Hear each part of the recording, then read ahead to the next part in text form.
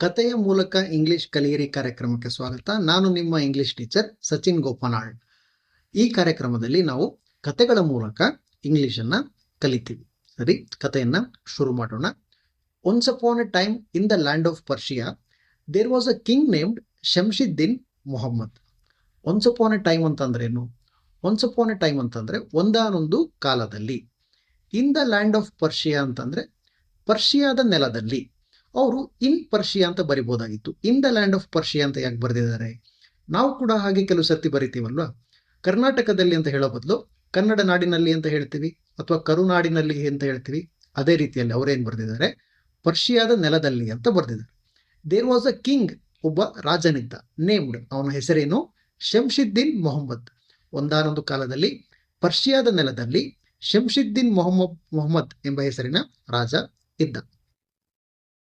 Passed ಅವೇ. Pass ಅವೇ ಅಂತಂದ್ರೇನು? Pass ಅವೇ ಅಂತಂದ್ರೆ ಮರಣ ಹೊಂದು.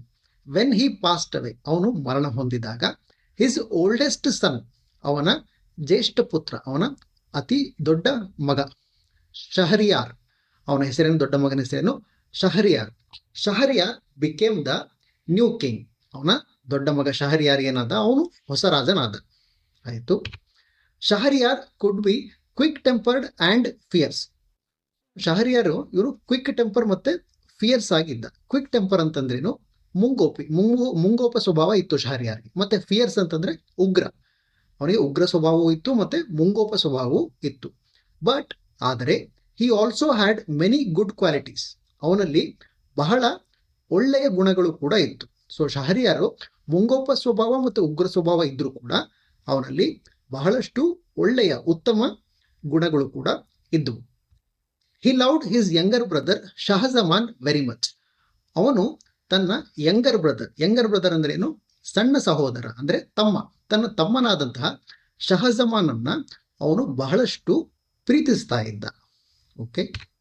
Instead of keeping him hidden away, Shahryar gave him a big kingdom called Tartary to rule.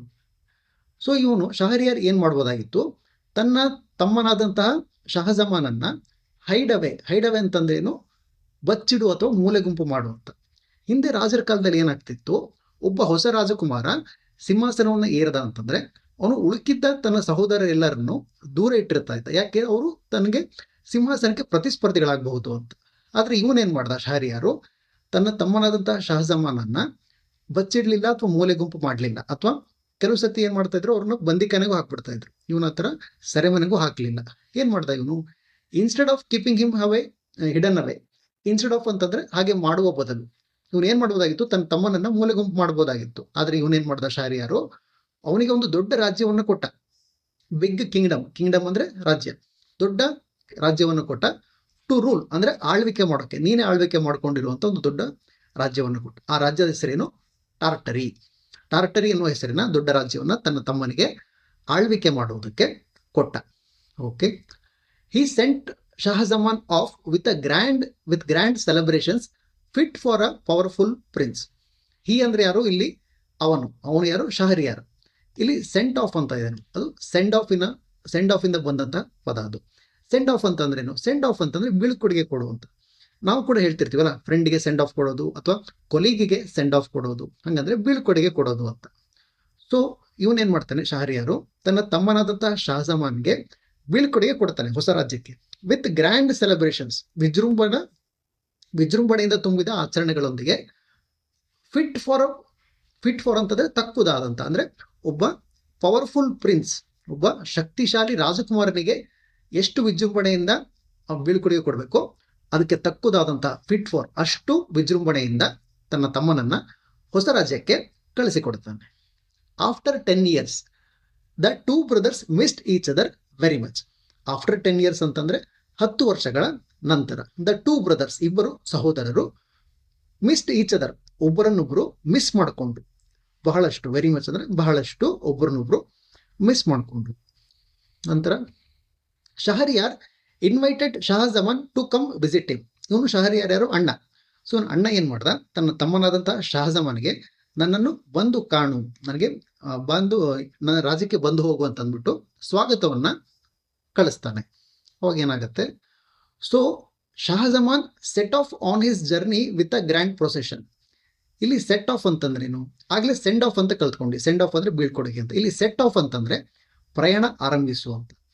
So ಇಲ್ಲಿ ಶಹಜಮಾನ್ ತಮ್ಮ ಏನ್ ಮಾಡ್ತಾನೆ, ಅವನು ಪ್ರಯಾಣವನ್ನು ಆರಂಭಿಸ್ತಾನೆ. ಹಿಸ್ ಜರ್ನಿ ಅಂದ್ರೆ ಪ್ರಯಾಣ with a grand procession. Procession ಅಂತಂದ್ರೇನು? ಪ್ರೊಸೆಷನ್ ಅಂತಂದ್ರೆ ಮೆರವಣಿಗೆ. ಗ್ರ್ಯಾಂಡ್ ಅಂತಂದ್ರೆ ದೊಡ್ಡ ಅಂತ ಅರ್ಥ ಬರುತ್ತೆ.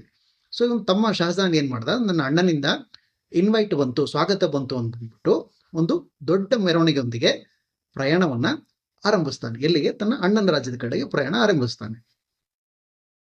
Since organising such a large group took time.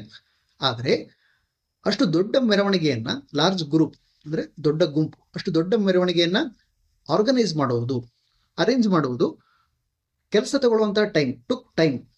ಆದ್ದರಿಂದ ಏನಾಗುತ್ತೆ, he did not travel for the first day.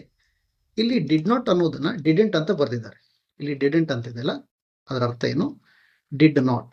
ನೆನ್ಪಿಟ್ಕೊಳ್ಳಿ, ಡಿಡೆಂಟ್ ಅಂದ್ರೆ ಡಿಡ್ ನಾಟ್ ಅಂತ ಇಲ್ಲಿದೆ. Okay. But since organising such a large group took time, he didn't travel for the first day. ಆದ್ರೆ ಅಷ್ಟು ದೊಡ್ಡ ಗುಂಪು ಇತ್ತಲ್ವಾ, ಅದನ್ನ ಆರ್ಗನೈಸ್ ಮಾಡೋದು ಕೂಡ ತುಂಬಾ ಸಮಯ ತಗೊಳ್ಳುವಂತದ್ದಾಗಿದ್ದರಿಂದ ಏನಾಯ್ತು, ಅವನು ಮೊದಲನೇ ದಿನ ಹೆಚ್ಚೇನು ದೂರ ಹೋಗ್ಲಿಲ್ಲ. ಅವನು ಮೇ ಬಿ ಒಂದು 10 ಕಿಲೋಮೀಟರ್ 15 ಕಿಲೋಮೀಟರ್ ಅಷ್ಟು ಮಾತ್ರ ಪ್ರಯಾಣ ಮಾಡಕ್ಕೆ ಆಯ್ತು ಮೊದಲನೇ ದಿನ. ಅವ್ರು ಹಿಂಗಿದ್ರು ರಾಜರ ಕಾಲದಲ್ಲಿ ಕುದುರೆಗಳು ರಥಗಳಲ್ಲಿ ಹೋಗ್ತಾ ಇದ್ರಲ್ವ, ಸೊ ಹೆಚ್ಚೇನು ದೂರ ಹೋಗಕ್ಕೆ ಆಗ್ಲಿಲ್ಲ ಅವನಿಗೆ. ದಟ್ ಈವ್ನಿಂಗ್, ಆ ಸಂಜೆ ಅಂದ್ರೆ ಅವನು ಯಾವತ್ತು ಹೊರಟಿದ್ನಲ್ಲ ಅವತ್ತಿನ ಸಂಜೆ ಅವನು ಏನ್ ಮಾಡ್ದ, ಹೆಂಗಿದ್ರು ಬರೀ ರಾಜ್ಯದಿಂದ ಬರೀ 10-15 ಕಿಲೋಮೀಟರ್ ದೂರದಲ್ಲಿ ಇದ್ದಿರ್ಬೇಕಷ್ಟೇ. ಸೊ ಏನ್ ಮಾಡ್ದ, that evening he secretly went back to his palace to say goodbye to his wife whom he loved dearly. ಅವನು ಸೀಕ್ರೆಟ್ ಆಗಿ ವೆಂಟ್ ಬ್ಯಾಕ್, ಅವನು ಯಾರಿಗೂ ಹೇಳ್ದಂಗೆ ತನ್ನ ಗುಂಪನ್ನೆಲ್ಲಾನು ಅಲ್ಲೇ ಇರಿಸ್ಬಿಟ್ಟು ಅವನೊಬ್ಬನೇನೆ ಸೀಕ್ರೆಟ್ ಆಗಿ ತನ್ನ ಅರಮನೆಗೆ ವಾಪಸ್ ಬಂದ. ಯಾಕೆ ಬಂದ? ಅಲ್ಲಿ ಅವನ ಪ್ರೀತಿಯ ಹೆಂಡತಿ ಇದ್ಲು, ಅವಳಿಗೆ ಇನ್ನೊಂದು ಸರ್ತಿ ಗುಡ್ ಬೈ ಹೇಳೋಗೋಣ ಅಂತ ಬಂದ ಅವನು. So that evening he secretly went back to his palace to say goodbye to his wife whom he loved dearly. Dearly ಅಂತಂದ್ರೆ ತುಂಬಾ ಆತ್ಮೀಯವಾಗಿ ಪ್ರೀತಿಸ್ತಾ ಇದ್ದ ಅವಳನ್ನ. Quietly entered her room. Quiet ಅಂತಂದ್ರೇನು? ಕ್ವೈಟ್ ಅಂತಂದ್ರೆ ನಿಶ್ಶಬ್ದ. ಕ್ವೈಟ್ ಅಂತಂದ್ರೆ ನಿಶ್ಶಬ್ದವಾಗಿ. When he quietly entered her room, ಅವನು ನಿಶ್ಶಬ್ದವಾಗಿ ಅವಳ ಕೋಣೆಯನ್ನ ಪ್ರವೇಶಿಸಿದಾಗ, ಹೋಪಿಂಗ್ ಟು ಸರ್ಪ್ರೈಸರ್, ಅವಳಿಗೆ ಸರ್ಪ್ರೈಸ್ ಕೊಡುವ ಉದ್ದೇಶದಿಂದ ಅವನೇನ್ ಮಾಡ್ತಾನೆ, ನಿಶ್ಶಬ್ದವಾಗಿ ಅವಳ ಕೋಣೆಯನ್ನ ಪ್ರವೇಶ ಮಾಡ್ತಾನೆ. He was heart broken to find her sleeping in the arms of a servant. ಅವನಿಗೆ ಕೋಣೆಯನ್ನು ಪ್ರವೇಶ ಮಾಡಿ ಎದೆ ಒಡೆದು ಹೋಯಿತು. ಯಾಕೆ ಎದೆ ಒಡೆದು ಹೋಯಿತು? ಹಿ ಟು ಫೈಂಡ್ ಹರ್ ಸ್ಲೀಪಿಂಗ್, ಅವಳು ಶಿ ವಾಸ್ ಸ್ಲೀಪಿಂಗ್, ಯಾರ ಜೊತೆ ಮಲಗಿದ್ಲವಳು? ಒಬ್ಬ ಸರ್ವೆಂಟ್, ಒಬ್ಬ ಕೆಲಸದವನ ತೋಳಿನಲ್ಲಿ ಮಲಗಿದ್ಲು. ಅವನ ರಾಣಿ ಒಬ್ಬ ಕೆಲಸದವನ ಜೊತೆ ಮಲಗಿದ್ಲು. ಅದನ್ನ ನೋಡಿ ಅವನಿಗೆ ಎದೆ ಒಡೆದು ಹೋಯಿತು. ಸರಿ, ನಂತರ ಏನಾಯ್ತು? ಇದನ್ನ ನಾಳಿನ ವಿಡಿಯೋದಲ್ಲಿ ನೋಡೋಣ. ಇವತ್ತಿನ ವಿಡಿಯೋದಲ್ಲಿ ನಾವು ಕಲಿತಂತ ಪದಗಳನ್ನ ಒಂದ್ಸರಿ ಪುನರಾವರ್ತನೆ ಮಾಡೋಣ. ಕ್ವಿಕ್ ಟೆಂಪರ್ ಅಂತಂದ್ರೆ ಮುಂಗೋಪ, ಫಿಯರ್ಸ್ ಅಂತಂದ್ರೆ ಉಗ್ರ, ಇನ್ಸ್ಟೆಡ್ ಆಫ್ ಅಂತಂದ್ರೆ ಅದು ಯಾವ್ದಾದ್ರು ಅದರ ಬದಲಿಗೆ, ಸೆಂಡ್ ಆಫ್ ಅಂತಂದ್ರೆ ಬೀಳ್ಕೊಡು ಅಥವಾ ಬೀಳ್ಕೊಡುಗೆ, ಫಿಟ್ ಫಾರ್ ಅಂತಂದ್ರೆ ತಕ್ಕುದಾದಂತಹ, ಸೆಟ್ ಆಫ್ ಅಂತಂದ್ರೆ ಪ್ರಯಾಣ ಆರಂಭಿಸು, ಪ್ರೊಸೆಷನ್ ಅಂತಂದ್ರೆ ಮೆರವಣಿಗೆ.